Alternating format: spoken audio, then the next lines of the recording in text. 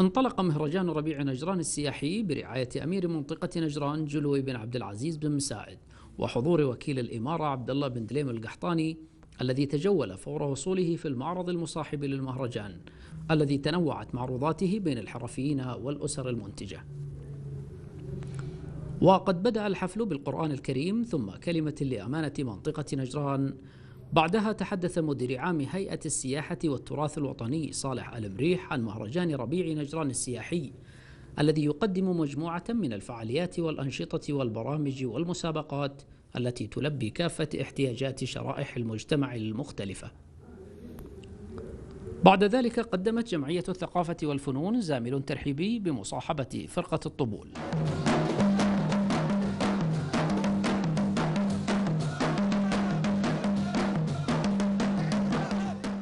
ثم قدمت فرقة أنا وأخويا سعد مجموعة من الرسائل التوعوية على طريقتها الخاصة.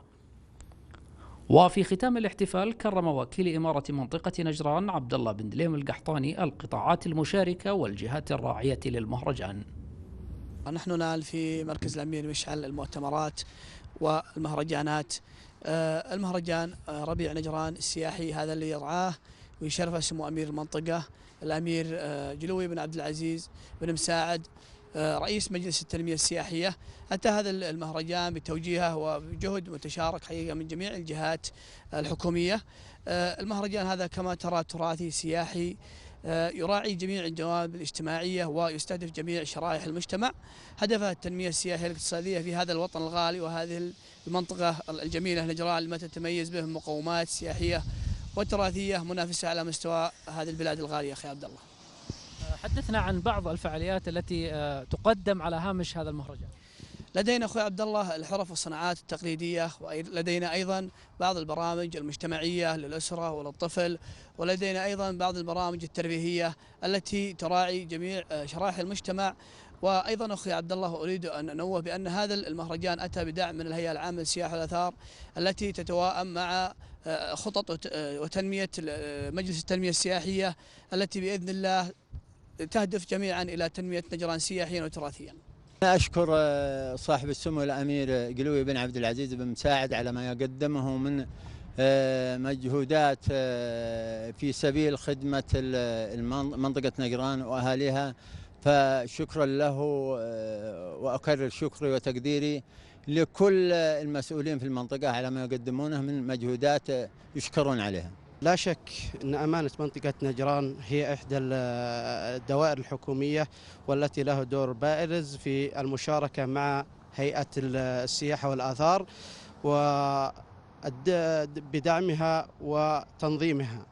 ولا شك أن السياحة في منطقة نجران يرأسها صاحب السمو الأمير جلوي بن عبد العزيز بن مساعد أمير منطقة نجران رئيس مجلس التنمية السياحية، وهذا لا شك أنه دعم قوي بالنسبة للسياحة في منطقة نجران. أمانة المنطقة دائما ما تشارك في جميع الفعاليات والبرامج والمناسبات. دورنا هو مشاركة في جميع الفعاليات وجميع البرامج سواء بالتنظيم أو بالدعم في جميع المجالات، ولن نألو جهدا لأن هناك توجيهات من صاحب المعالي وزير الشؤون البلدية والقروية في توجيه الأمانات بالمساندة والمساعدة والدعم لجميع ما يهم الوطن في السياحة. أشكر الجهات الداعمة والمنظمة قبل كل شيء على هذا المهرجان المميز، مهرجان ربيع نجران السياحي الذي يخدم المنطقة ويخدم الأهالي فيها ويخدم أيضا التنمية السياحية في المنطقة. أولا احنا كرعاة لهذا المهرجان نشكر الإدارة التنفيذية على ما قدمت من تنفيذ برامج وفعاليات للمهرجان، ونقدر لهم العمل هذا.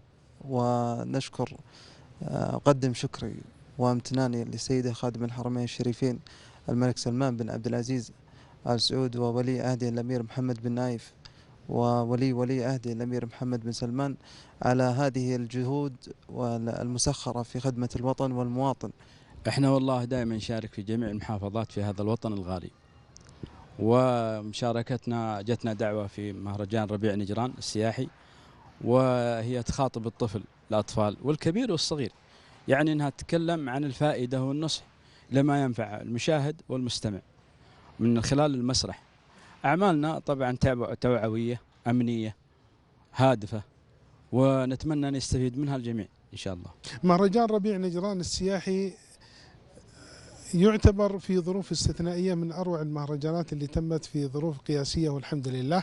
يحتوي على العديد من المعارض الموجودة في المهرجان، اللي هي معرض الحرف اليدوية للرجال والنساء برعاية البرنامج الوطني للحرف والصناعات اليدوية بارع. كذلك وجود مستشفى متنقل، لدينا عيادة كاملة، مستشفى التخصصي بنجران.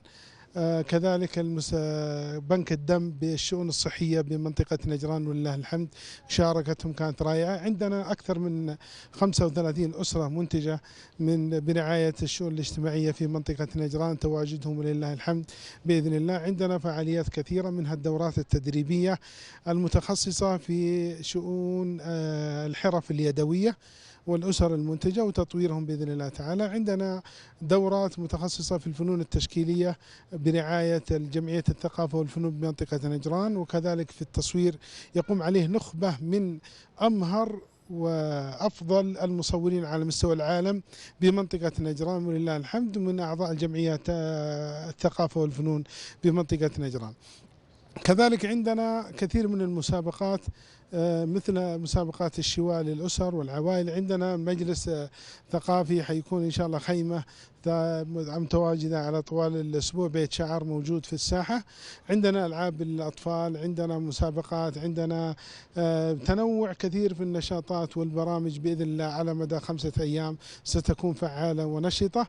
استضفنا في هذا المهرجان على عادتنا دائما نستضيف الفرق من خارج المنطقة، فاستضفنا فرقة عسير اللي هي فرقة أنا وأخويا سعد لهذا المهرجان لمدة يومين، يقدموا فيها كثير من الأناشيد التوعوية الأمنية والمرورية وغيرها والدفاع المدني، وستكون لها تواجد إن شاء الله بقيادة الأستاذ عبد الرحمن الجماعي، وتواجدهم إن شاء الله طوال هذه الأيام بإذن الله. إضافة إلى فرقة أوكي المسرحية حتكون متواجدة الترفيهية، تقدم ما لديها من أفضل البرامج والترفيهية التي وجدنا فيها بغيتنا بعد أن بحثنا عن التميز والأفضل بإذن الله تعالى. سيكون هناك تواجد يومي بإذن الله للفرق الشعبية وتقديم أفضل ما لديها لإسعاد المواطن والمقيم بمنطقة نجران طوال هذا الأسبوع.